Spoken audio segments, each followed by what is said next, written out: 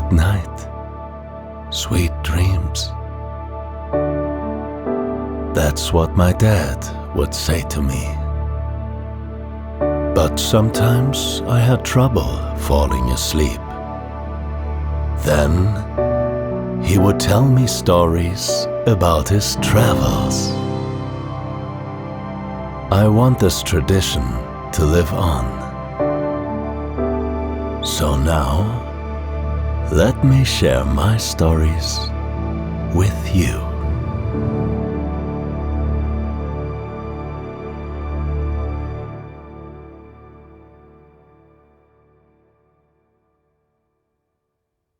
The rails rattled softly beneath him, and the slight swaying of the train pressed him deep into the soft cushions.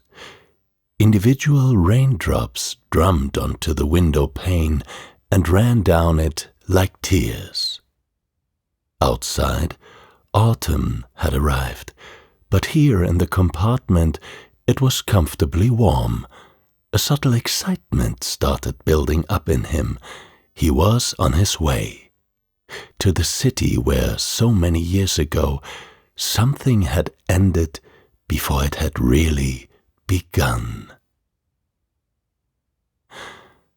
I put down my pen and look out the huge panoramic windows of my compartment at the Elbe River winding lazily and majestically across the landscape. It's also called the Sand River because in ancient times it carved its way through a mountain range and carried away large amounts of sediment. Now, the mountain's grey cliffs rise up from the banks of the river steep and harsh. Dark evergreens cling to the rock, scattered among the warm yellows and browns of trees already dressed in their magnificent autumnal tones. The colors are reflected in the crystal clear water like a painting. The train follows the course of the river at a leisurely pace, passing cities and towns alike, and gradually approaching our destination. Prague, the Golden City. I lower my gaze back to the paper in front of me. A few days ago I started writing a short story on a whim, about two lovers who meet again by chance, years after a brief, wild romance that had no future at the time. But inspiration has been hard to find in my rainy room at home, so I decided to set off on my own, tracing my characters' steps to the city of their re-encounter. Just after crossing the border to the Czech Republic, the sun peeks out from behind the clouds. Warm golden rays glisten on the water, which has transitioned from the Elbe to its tributary river, the Vltava. And when I arrive at Prague's main station, a bright autumn sky does justice to the Golden City. I step into the magnificent entrance hall, my footsteps clicking on the polished stone floor and echoing under the resplendent green and gold Art Nouveau dome. During the train ride, I'd had the vague idea that my protagonists would meet again in a heartwarming, romantic moment on the Charles Bridge. He would walk onto the long stone bridge from one side, hopeful but not expectant, and would see her leaning over the railing halfway across, gazing off into the water. She would spot his reflection approaching, and then... Even here, I'm unsure where to take the story next, so I make my way out of the train station and across the bustling city center to go and cross the iconic bridge myself. I take a bit of a roundabout way down to the river, along narrow winding alleys that are lined with tall Art Nouveau buildings. I pass by little green parks nestled between the houses, often containing commemorative busts or even full statues. For each tiny haven I find, I consider whether this one should be where my lovers meet instead, but I'm too attached to the imagery of the bridge to let it go.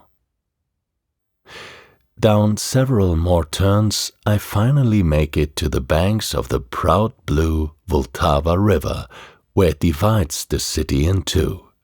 On the opposite side, I can see the mighty Prague Castle, a complex of palaces, churches, gardens, and towers that climbs up the sides of a hill to overlook the rest of the city.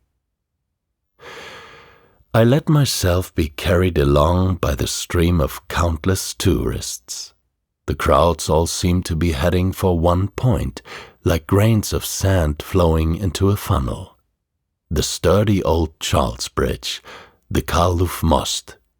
It spans the river in a straight, reliable line, connecting the old town to the castle complex.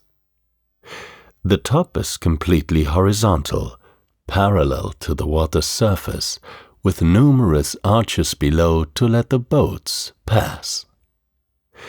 But I have no eye for the gorgeous view of the bridge in front of the castle district, nor for the impressive statues lining it on both sides. I hardly register the individuals calling for my attention on either side of the pedestrian street, the portrait artists, caricaturists, living statues, and mimes. Even the loud conversations and camera shutters clicking around me can't pull me from my single disappointed thought.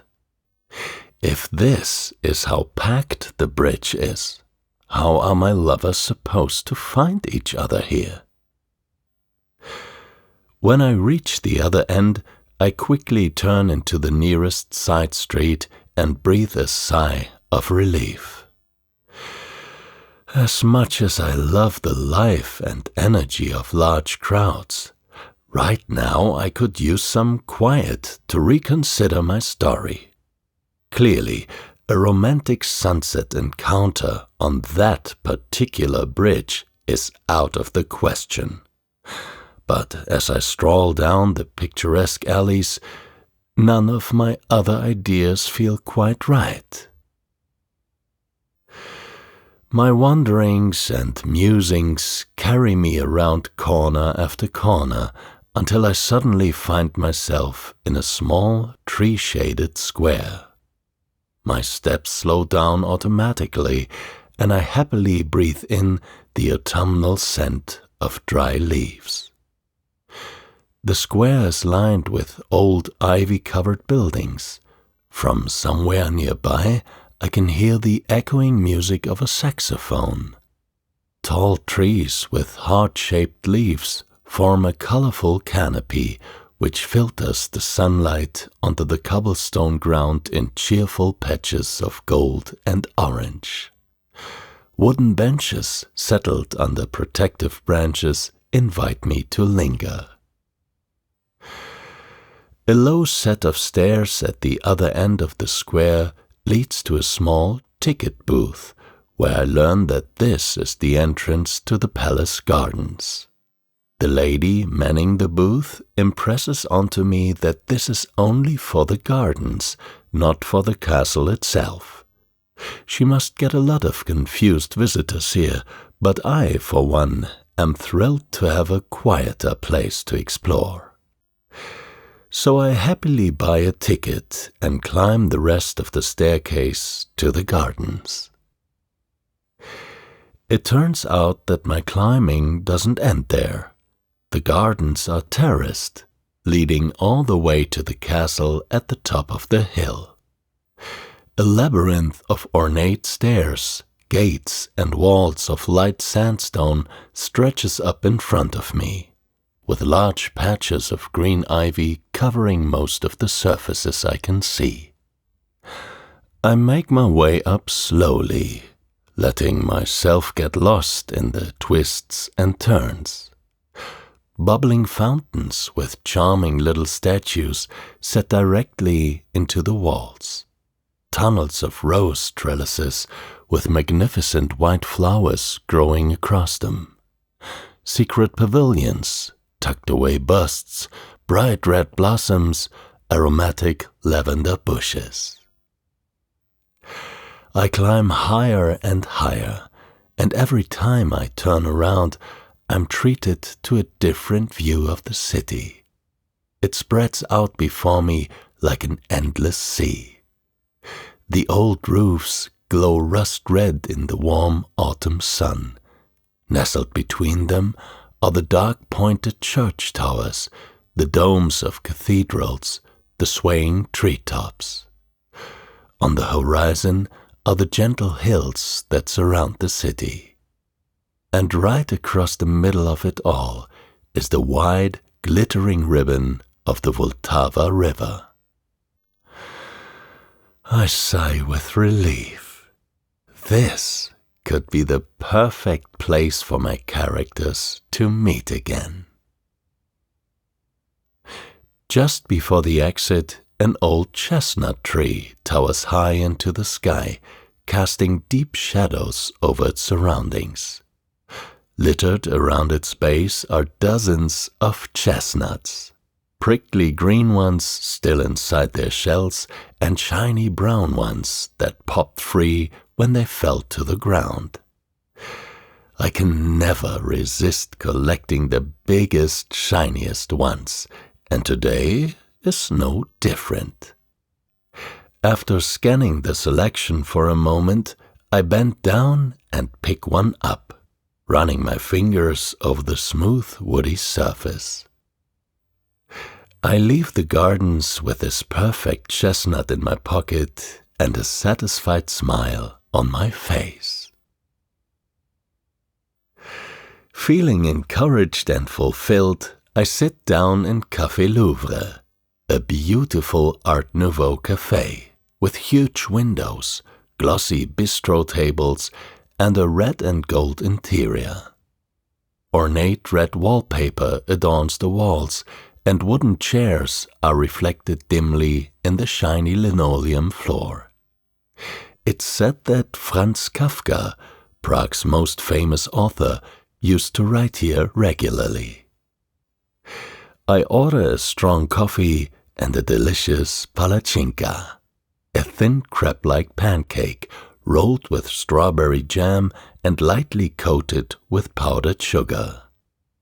I eagerly pull out my pen and notepad to write between bites. But for all that the environment here is perfect for writing, the words simply refuse to flow onto my paper.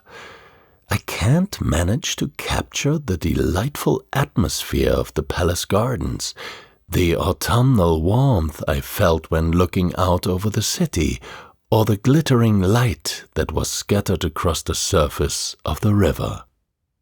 The places I write feel flat and lifeless, my characters wooden, the speech stilted. With a sigh, I pack away my writing utensils and finish my dessert. Late in the afternoon, I stroll around the streets of the city.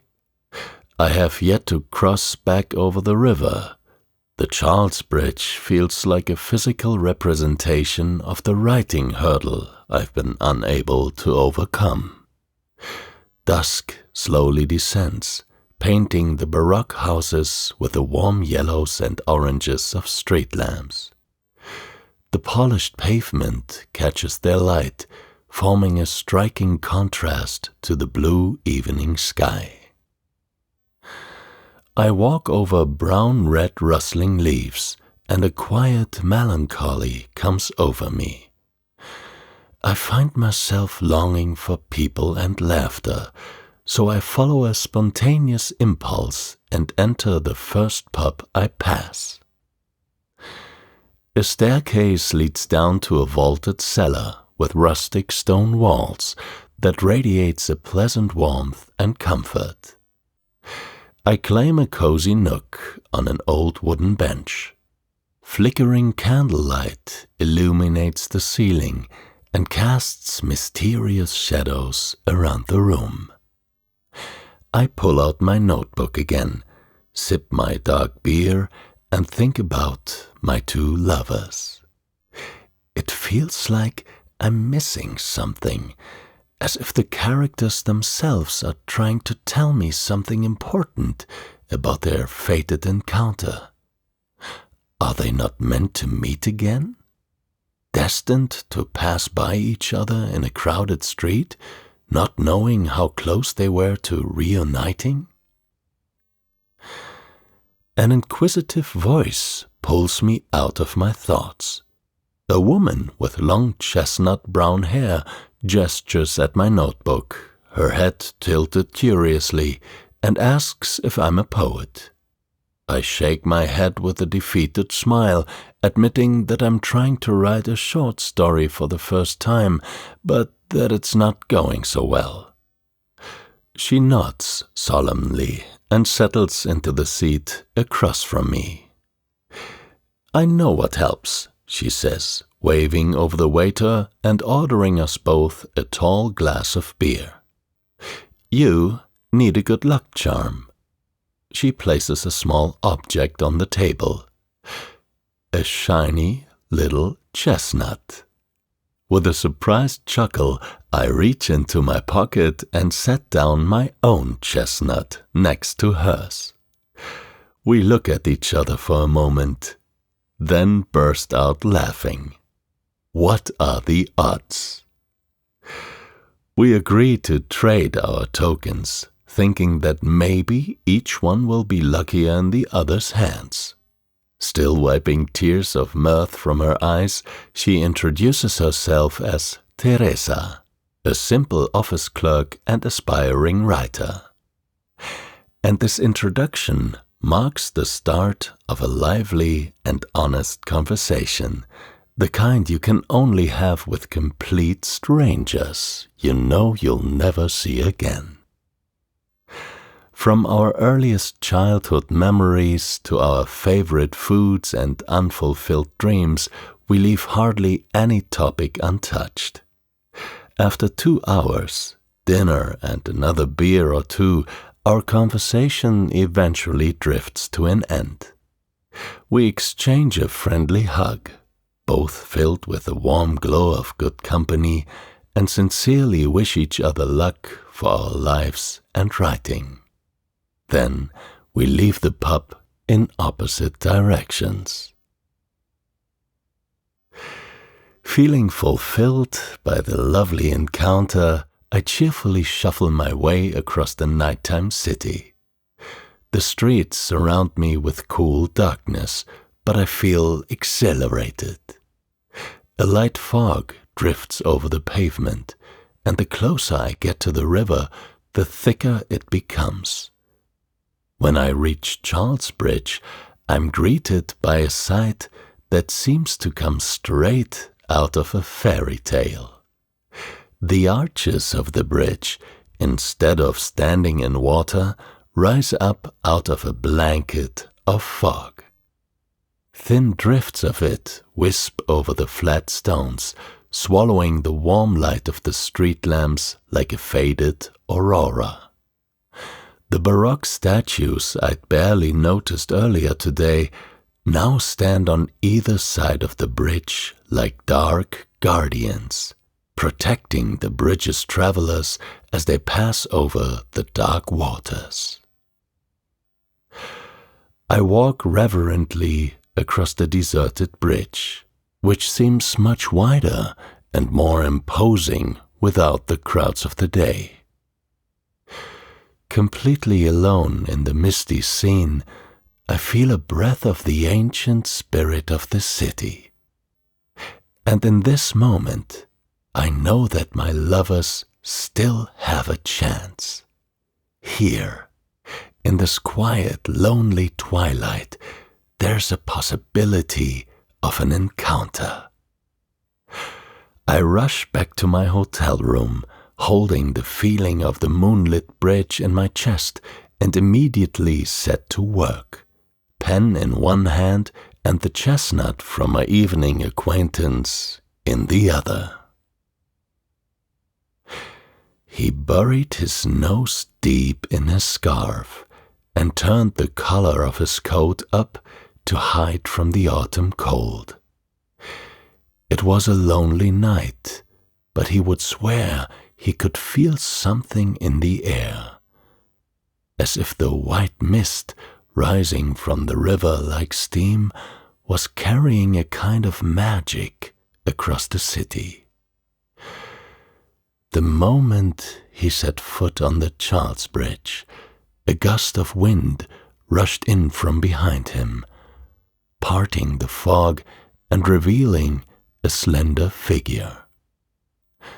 She turned his way, her short hair dancing around her face. Their eyes met, recognition passing between them instantly. He had last seen those flashing blue eyes 10 years ago, when the door of his train closed between them.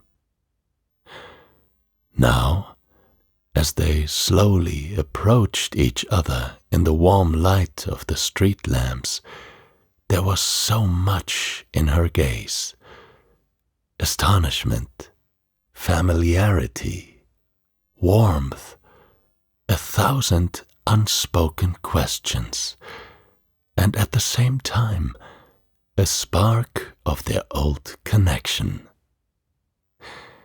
And when he held out his hand to her, she returned the gesture, and he felt that spark turn into a hot flame once more.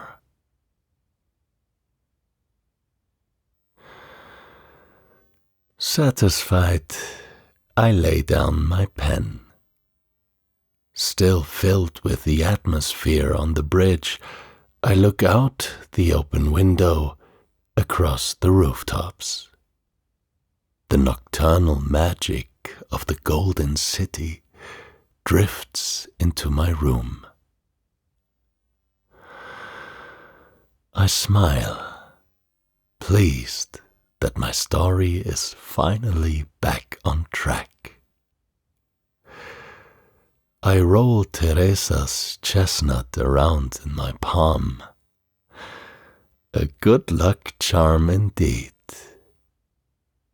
Then I pick my pen back up, and with the inspiration of the misty night air and my cozy desk lamp, I write until deep into the night.